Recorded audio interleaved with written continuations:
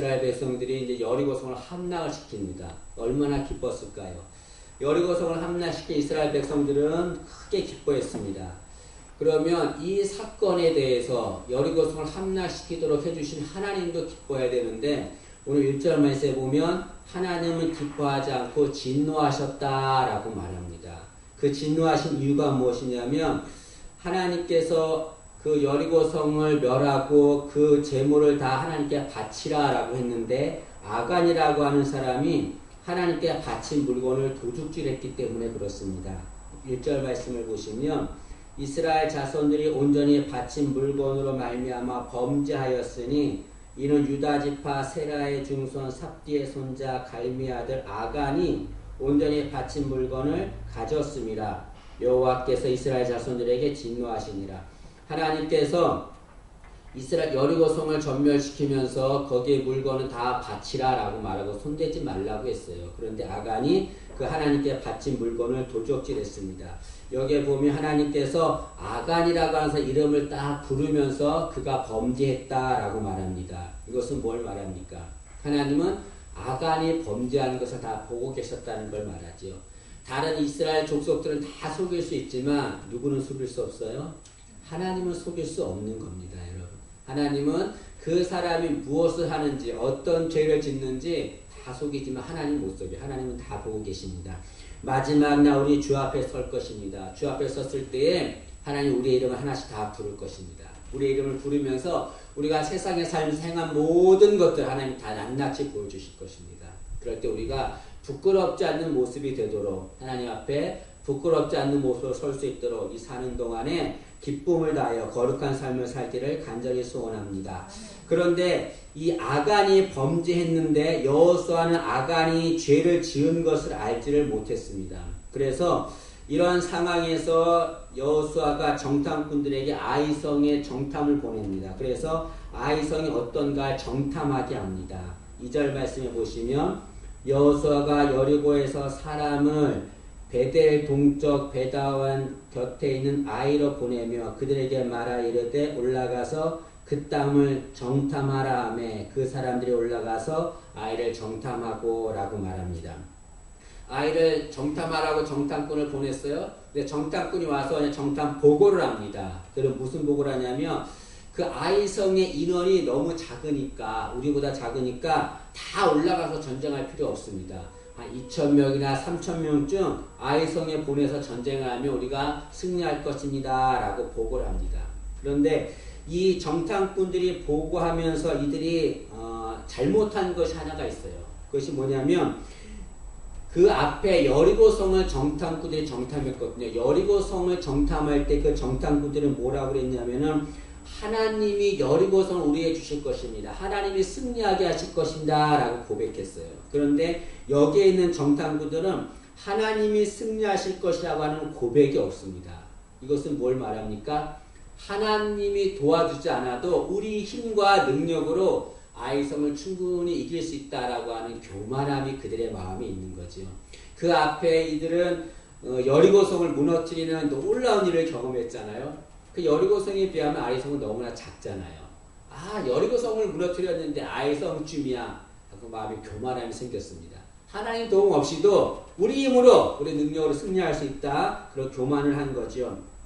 여러분 사람은 무엇에 승리하게 되면 승리에 도취하게 되면 교만하게 됩니다. 여러분 우리는 어떠한 일이 있어도 겸손한 자가 돼야 되죠. 근데 이 정탐꾼만 교만한 것이 아니라 여호수아도 교만했습니다. 여러분 여호수아가 여리고성을 함락시킬 때 여호수아가 행한 것이 뭐냐면 계속 하나님의 음성을 들었어요. 하나님의 음성을 듣고 하나님께서 여호수아 이렇게 하라 그러면 그대로 행했습니다. 그러니까 여리고성을 무너뜨릴 수 있게 되었습니다. 그런데 이 아이성의 전쟁에서는 하나님의 음성을 듣지 않았습니다. 이것은 여호수아가 하나님의 음성을 듣기를 거부했다는 것을 말하죠. 여러분 여호수아도 하나님의 음성 없이 자신들의 능력으로 아이성을 무찌르고 승리할 것이라 생각했습니다. 교만한 자는 하나님의 음성을 듣지 않습니다. 여러분 하나님이 아무리 좋은 음성을 주어도 그 음성을 들으려고 하지 않아요. 그는 교만한 자입니다. 여러분 영적 전쟁의 공식이 있습니다. 그것은 뭐냐면 교만하면 패한다는 거예요. 교만 이꼬로 패배입니다, 여러분. 패배하고 싶으면 교만하면 되는 거예요. 근데 승리하고 싶으면 어떻게 하면 됩니까? 겸손하면 되는 거죠. 하나님을 의지하면 되는 겁니다. 이스라엘 백성들은 아이성 전쟁에서 승리할 것이라 생각했습니다. 그렇게 생각하고서 전쟁을 했는데 결과는 어떻게 됐습니까? 패배하고 말았습니다. 여러분 4절부터 5절 말씀을 보시면 4절부터 5절을 보시죠. 백성 중 3,000명쯤 그리로 올라갔다가 아이 사람 앞에서 도망하니 아이 사람이 그들을 36명쯤 쳐 죽이고 성문 앞에서 스바림까지 쫓아가 내려가는 비탈에 쳤으므로 백성의 마음이 녹아 물같이 된지라. 여기 보니까는 3,000명은 데리고 올라가서 전쟁을 했는데 다 패배하고 말았습니다. 더군다나 여기 5절 상반절에 보면은 그 전쟁 중에서 36명이 전사자가 생겼다라고 말합니다. 여러분 여리고성, 아이성보다 큰 여리고성 전쟁에서는 한 명도 전사자가 없었어요.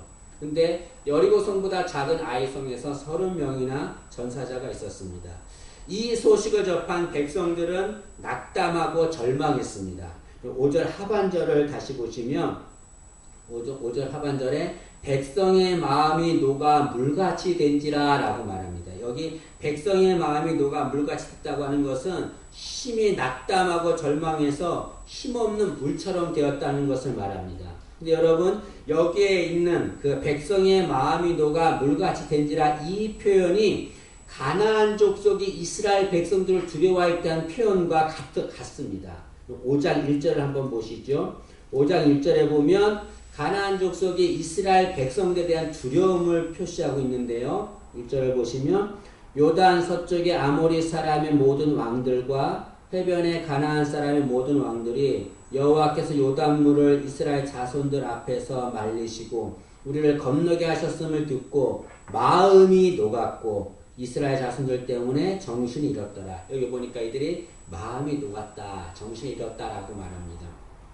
그 전에는 가나안 족속들이 두려워했습니다. 이젠 누가 두려워합니까?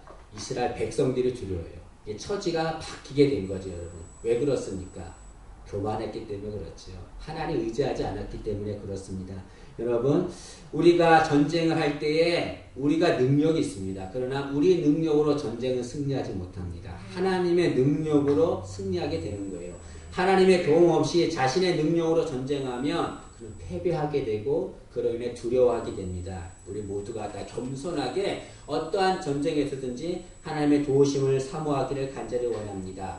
이렇게 아이성 전쟁에서 패하자 여호수아가 큰 충격을 받았어요. 그 충격을 받고서 6절에 보니까 여호수아가 옷을 찢고 머리에 티끌을 뒤집어 썼다라고 말합니다. 이것은 극도로 극한 슬픔을 나타냈다는 것을 말하죠. 그리고 나서 하나님 앞에 불평과 탄식을 합니다. 탄식의 기도라는 거죠. 그것이 7절부터 9절까지 나와 있습니다. 여호수아는 세 가지의 탄식을 합니다. 첫째는 뭐냐면 하나님께 우리를 죽게 하시려고 요단강을 건너게 하셨습니까? 라고 탄식합니다. 7절 말씀을 보시면 이르되 슬프도소이다 주 여호와여 어찌하여 이 백성을 인도하여 요단을 건너게 하시고 우리를 아모리 사람의 손에 넘겨 멸망하시려 하셨나이까. 여기 보니까 하나님 우리를 요단강을 건너게 한 것은 하나님 우리를 죽게 하려고 요단강을 건너게 한 것입니까? 라고 하나님께 불평을 말합니다. 두 번째 불평은 하나님 지금 이렇게 패배해서 백성들의 마음이 돌아섰는데 마음이 돌아선 백성들한테 뭐라고 말합니까? 라고 말하죠. 8절을 보시면 주여 이스라엘이 그의 원수들 앞에서 돌아섰으니 내가 무슨 말을 하오리까? 백성들 마음이 돌아섰는데 내가 그들한테 무슨 말을 하겠습니까? 어떤 말 해도 그들이 하나님께 돌아오겠습니까? 라고 불평합니다. 세 번째 불평은 이렇게 우리가 아이성에 패한 것을 이방 나라가 알면 우리들을 가만히 두겠습니까? 우리를 죽일 것입니다. 라고 불평합니다. 9절 보시면 가나안 사람과 이 땅의 모든 사람들이 듣고 우리를 둘러싸고 우리 이름을 세상에서 끊으리니 라고 말합니다. 여기 지금 여호수아가 하나님 앞에 좀 불평하며 탄식합니다. 그런데 이 여호수아가 잘못하는 것이 하나 있어요. 하나님 앞에 기도하면서 그것은 여호수아는 전쟁에 패한 것에서 불평해야 되는 것이 아니라 왜 패배를 했는지 그 이유를 하나님께 물어야 했습니다. 근데 여호수아는 그 패배한 이유에 대해서는 묻지 않았어요. 불평해 패배한 그 상황만을 바라보고 하나님께 불평을 했습니다. 그럼 우리도 이런 영적 전쟁, 세상과의 전쟁에 살 때에 패하는 경우가 있지요. 그래서 어려움 당할 때가 있습니다. 그럴 때 우리는 하나님께 불평해요. 하나님, 나는 열심히 했는데 왜 이렇게 패배하게 합니까? 어려움을 줍니까? 라고 불평합니다. 그러나 불평하기에 앞서 우리는 왜 그 영적 전쟁에서 세상과의 전쟁에서 패했는지 그 이유를 하나님께 물어야 합니다. 그 이유를 물으면 하나님이 그 이유를 알려주시는 거죠. 여호수아가 이렇게 하나님 앞에 탄식하며 기도하자 10절에 보니까 하나님께서 여호수아한테 일어나라 라고 말합니다. 여기 10절을 보시면 여호와께서 여호수아에게 이르시되 일어나라 어찌하여 이렇게 엎드렸느냐 라고 하는데 여기 일어나라 그 앞에 어떤 말이 첨가되어야 되냐면 기도를 멈추고 일어나라 그런 말입니다. 이제 기도하지 말고 일어나라 그 말이에요. 왜 기도를 멈추고 일어나라겠어요? 하나님이 여호수아의 기도를 듣지 않겠다는 것을 말합니다. 여호수아는 하나님께 불평을 얘기하고 있어요. 하나님이 그 기도를 듣지 않겠다는 겁니다. 왜 하나님께서 여호수아의 기도를 듣지 않고 일어나라고 그랬을까요? 하나님 앞에 합당한 기도가 아니기 때문에 그렇습니다. 우리는 기도할 때 불평하며 기도하는 거 하나님이 원하지 않는 거죠, 여러분. 여기 6절 하반절에 보면 여호수아는 저물도록 앉아 있었다고 그랬어요. 이 말은 밤새 저물도록 하나님 앞에 기도했다는 겁니다. 그러나 여호수아가 아무리 밤새 저물도록 하나님 앞에 기도해도 하나님이 그 기도 듣지 않습니다. 하나님 보시기에 합당한 기도가 아니면, 바른 기도가 아니면 하나님은 그 기도를 듣지 않는 거죠. 우리가 기도에 대해서 생각할 때 기도를 오래 하는 것이 좋습니다. 중요하죠. 그러나 오래 기도하는 것보다 더 중요한 것이 있어요. 그것은 바르게 기도하는 거죠. 주님이 원하시는 기도를 해야 됩니다. 아무리 기도를 많이 해도 주님이 듣기 원하시는 바른 기도를 하지 않으면 하나님이 듣지 않습니다. 주님이 이렇게 말씀하셨어요. 마태복음 6장 7절에 또 기도할 때 이방인과 같이 중언부언하지 말라. 그들은 말을 많이 하여야 들으실 줄 생각하느니라. 주님께서 너희들 중언부언 많이 다 그렇게 기도하려고 하지 말라. 그 이방인들이 하는 거다. 주님이 원하시는 것은 바른 기도, 주님이 원하시는 기도를 원하는 거죠. 여러분, 우리 하나님 앞에 오랫도록 기도하기를 원합니다. 오래 기도하면서 주님 기뻐하시는 합당한 기도하는 우리가 되기를 간절히 원합니다. 하나님이 그 기도를 들으실 것입니다. 하나님은 여호수아한테 기도를 멈추라 하시고 여호수아한테 그 아이성 전쟁에서 패한 이유를 말씀하십니다. 그 이유가 하나님께 바친 재물을 물건을 도적질했기 때문이다 라고 말합니다. 11절 말씀을 보시면 이스라엘이 범죄하여 내가 그들에게 명령한 나의 언약을 어겼으며 또한 그들이 온전히 바친 물건을 가져가고 도둑질하며 속이고 그것을 그들의 물건들 가운데 두었느니라.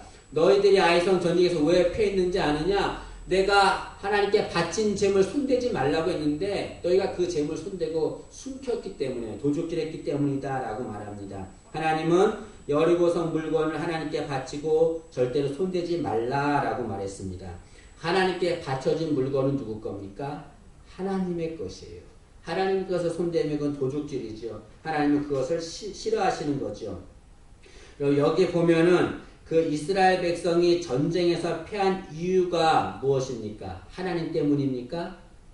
이스라엘 백성들 때문이죠. 다시 말해 문제는 누구에게 있는 겁니까?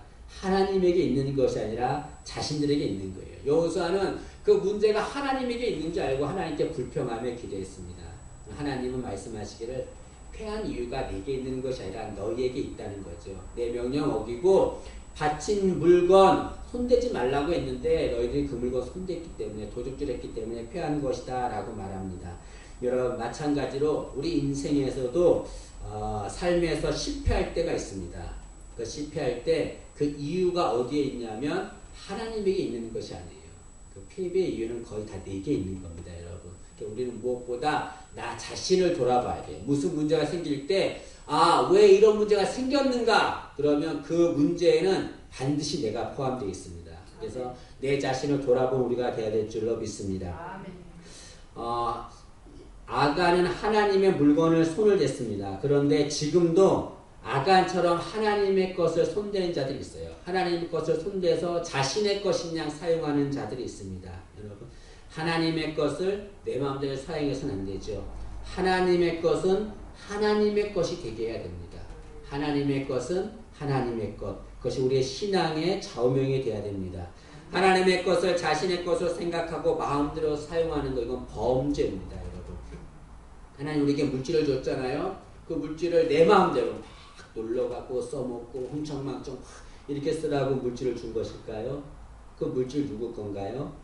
하나님의 것이에요. 하나님 위해 쓰라고 준 겁니다. 내게 있는 건강도 재능도 내가 하는 사업들 모든 것들 다 하나님의 것이에요. 내 마음대로 사용해서는 안 되는 거죠.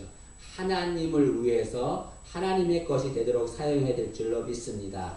하나님은 이 아이성 전쟁에서 패한 이유를 알게 하시고 그리고 하나님께 바친 것을 가져간 자를 멸하라 라고 말합니다. 여러분 만약에 그를 하나님께서 바친 재물을 손댄 자를 멸하지 않으면 하나님이 그들과 함께하지 않겠다라고 말씀합니다. 12절 말씀해 보시면 그러므로 이스라엘 자손들이 그들의 원수 앞에서 능히 맞서지 못하고 그 앞에서 돌아섰나니 이는 그들도 온전히 바친 것이 됨이라. 그 온전히 바친 물건을 너희 중에서 멸하지 아니하면, 여기서 바친 물건을 멸하지 않는다는 것은 그 바친 물건을 도둑질한 자를 멸하지 않으면 내가 다시는 너희와 함께 있지 아니하리라.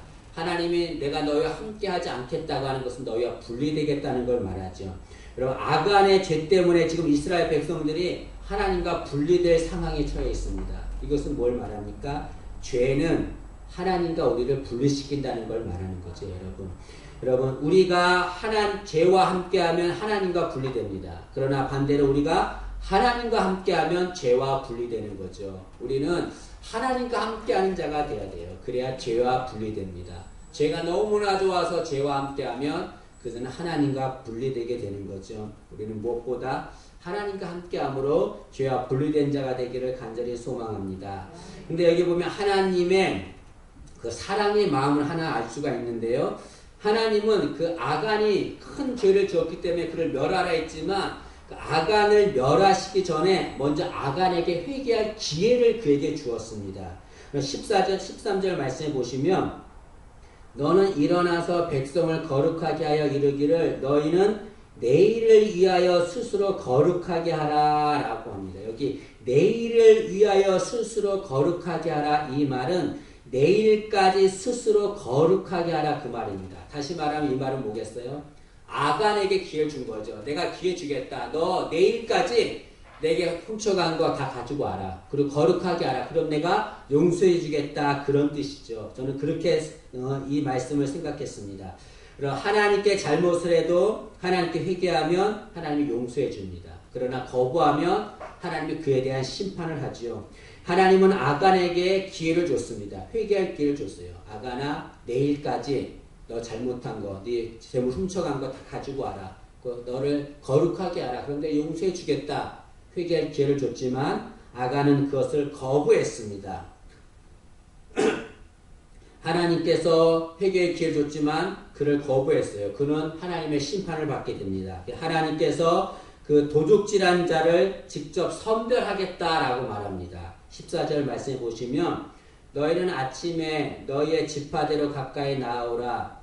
여호와께 뽑히는 그 지파는 그 족속대로 가까이 나올 것이요 여호와께 뽑히는 족속은 그 가족대로 가까이 나올 것이요 여호와께 뽑히는 가족은 그 남자들이 가까이 나올 것이며 하나님께서 도둑질한 자를 내가 선별하겠다 직접 선별하겠다고 했는데 그 방법이 뭐냐면 먼저 하나님께서 그 족속들을 먼저 불러냅니다. 훔친 자가 속한 족속을 불러내고 그리고 그 족속에서 그 훔친 자가 속한 가족을 불러내게 합니다. 그리고 그 중에서 그 가족 중에서 그 남자를 불러내요. 그리고 훔친 자를 하나님이 선별합니다. 하나님 점점 이렇게 조용하게 만드는 거죠. 여러분 혹자는 이런 말을 합니다. 여기 보면 하나님께서 선별된 자를 하나님께서 도둑질한 자를 내가 선별하겠다 말하고 그 선별된 자를 불사르라라고 말합니다. 15절에 보면 온전히 바친 물건을 가진 자로 뽑힌 자를 불사르되라고 말합니다. 하나님께서 이 도적질한 자 아간을 불사르라 라고 말하죠. 혹자는 이것을 가지고서 하나님 너무 잔인한 거 아니냐, 뭐 그거 하나 훔쳤다고 이렇게 잔인하게 불사르 죽게 만드냐 라고 말하는데, 하나님께서 이렇게 하시는 것은 의도가 있죠. 그 의도가 무엇입니까? 죄가 이렇게 무섭다는 것을 하나님이 알려준 거죠. 하나님이 하신 명령을 어기는 죄, 하나님이 하신 말씀을 거부한 죄, 이 죄가 그렇게 무섭다는 것을 알려주기 위해서 불사르라 라고 말합니다. 여러분 7장 전에 누가 나오냐면 라합이라고 하는 여인이 나와요. 라합은 이방 여인이었습니다. 이방 여인은 선민이 아니에요. 그러나 선민이 아니었음에도 불구하고 라합은 하나님을 섬겼기 때문에 구원을 받게 되었습니다. 여기 7장에 나오는 아간은 선민입니다. 선민이어도 범죄하면 하나님께 심판을 받게 되는 거죠. 이것은 뭘 말합니까? 죄가 이렇게 무섭다는 걸 말하죠. 선민일지라도 죄를 범하면 하나님의 심판을 받게 됩니다. 죄가 이렇게 무서운 거죠. 또 하나 생각할 것은, 여러분 아간이 한 사람이 죄를 졌어요. 그럼 하나님께서 아간이 죄를 범했다라고 말해야 되는데, 하나님은 아간이 죄를 지었다라고 말하지 않고 이스라엘 자손들이 죄를 지었다라고 말합니다. 1절 말씀을 보시죠. 1절에 보시면 이스라엘 자손들이 온전히 바친 물건으로 말미암아 범죄하였으니, 이스라엘 자손들이 범죄했다라고 말합니다. 그 11절 말씀을 보세요. 11절도 보면 이스라엘이 범죄하여 라고 말하고 있습니다. 분명히 아간 한 사람이 죄를 범했어요. 그런데 하나님께서는 아간이 죄를 범했다 말하지 않고 이스라엘 족속이 죄를 범했다라고 말합니다. 이것은 뭘 말합니까? 그 공동체 안에 한 사람이 죄를 지으면 그 죄가 누룩처럼 퍼져나가요. 그래서 그 온 족속을 다 죄로 물들게 만듭니다. 다 죄를 짓게 만드는 거죠. 이것은 뭘 말합니까? 죄가 그만큼 무섭다는 걸 말하는 거죠. 한 사람이 지은 죄가 그 공동체를 다 무너뜨리는 겁니다. 그렇게 무서운 것이 죄이기 때문에 하나님께서 그 아간을 불사르라 라고 말합니다. 그 아간을 불사르지 않으면 누가 멸망당하는 겁니까? 이스라엘 족속이 멸망당하는 거예요. 아간을 진멸시켜야 이스라엘 백성이 사는 겁니다. 내 안에는 죄를 없애야 돼요. 그래야 내가 사는 겁니다. 죄를 그냥 두면 내가 죽게 되는 거죠. 특히 또 하나님은 이 아간을 얘기할 때 그냥 아간이 죄를 지었다, 아간이 도둑질했다라고 말하지 않고 아간을 말할 때 그 아간의 족보를 얘기합니다. 1절 말씀을 다시 보세요. 1절을 보시면 아간을 얘기하는데, 이는 1절 중반절에 이는 유다 지파 세라의 중손 삽디의 손자 갈미의 아들 아간이 온전히 바친 물건을 가졌습니다. 그냥 아간이 바친 물건을 가졌다라고 말하면 되는데, 하나님은 그렇게 말하지 않고 그 아간의 족보를 얘기합니다.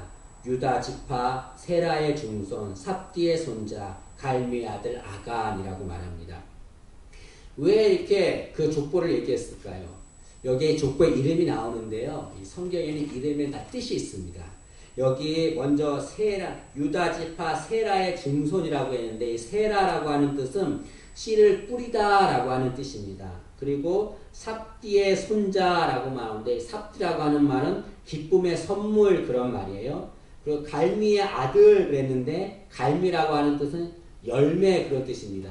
그래서 여기 세라는 씨를 뿌리다, 삽디는 기쁨의 선물, 갈미는 열매입니다. 이 말씀을 하나로 딱 나열하면 어떻게 됩니까? 이것은 씨를 뿌려서 기쁨의 선물이 열매를 얻는다, 그런 뜻이 되는 겁니다. 이름을 쫙. 근데 여러분 보세요. 씨를 뿌려서 기쁨의 선물이 열매를 얻었어요. 그럼 이제 뭐만 하면 됩니까? 그걸 수확만 하면 되는 거 아니겠어요? 그래서 그 수확할 그 다음 자손이 나와야 됩니다. 그런데 그 다음 자손이 누구냐면 아간이에요, 아간. 근데 아간의 이름의 뜻이 뭐냐면 고통의 사람입니다. 고통의 사람이라고 하는 것은 타인에게 고통을 주는 자, 그런 말입니다. 여러분, 그 세라, 삽디, 갈미 이어서 그 씨 뿌린 열매를 수확할 그런 자손이 나와야 되는데, 아간은 그렇게 하지 않았어요. 그걸 하지 않고 타인에게 고통을 줬습니다. 어떻게 해서 고통을 줬습니까? 죄를 졌기 때문에 고통을 주는 거죠. 그 죄로 인해서 이스라엘 백성들이 아이집에서 패배하고 말았지 않습니까? 여러분, 죄를 지으면 그동안에 씨를 뿌려 얻은 그 열매도 거두지 못하게 되는 겁니다. 이 아간의 범죄로 인해서 그 아간 족보에 있는 그 세라, 삽디, 갈미 이런 사람들이 다 이름이 다 허무하게 되고 마는 거죠. 우리 인생이 기쁨의 열매, 씨를 뿌려서 기쁨의 선물이 열매를 맺기를 원합니다. 수확하기를 원해요. 그러나 범죄하며 하나님 앞에 범죄하면 그 모든 것들은 다 사라지고 말고 그 범죄함으로 인해서 타인이 고통을 당하는 거죠. 그런 좀 더 비약한다고 한다면 나의 범죄함으로 인해서 우리 가족이 고통을 당할 수가 있는 겁니다. 나의 범죄함으로 인해서 내가 속한 공동체가 고통을 당할 수 있게 되는 거죠. 우리는 이렇게 생각할 수 있습니다. 나 하나쯤 죄를 짓는 것이 무슨 대수인가? 나 하나쯤 죄를 지어도 괜찮겠지라고 생각할 수 있습니다. 그러나 아니요. 나 하나쯤 짓는 죄로 인해서 내가 속한 공동체가 고통을 당하게 되는 거죠. 말씀을 마치겠습니다. 우리는 이 아간처럼 범죄함으로 타인에게 고통을 주는 자가 되지 말아야 합니다. 하나님의 뜻대로 살아서 타인에게 기쁨을 주는 자, 그런 자가 되어야 될 줄을 믿습니다. 내가 지은 죄, 작은 죄라도 그 죄를 진멸시켜야 합니다. 아간을 진멸시키듯이 죄를 진멸시켜야 합니다. 그래야 나도 살고 내가 속한 공동체가 사는 역사가 임할 줄로 믿습니다.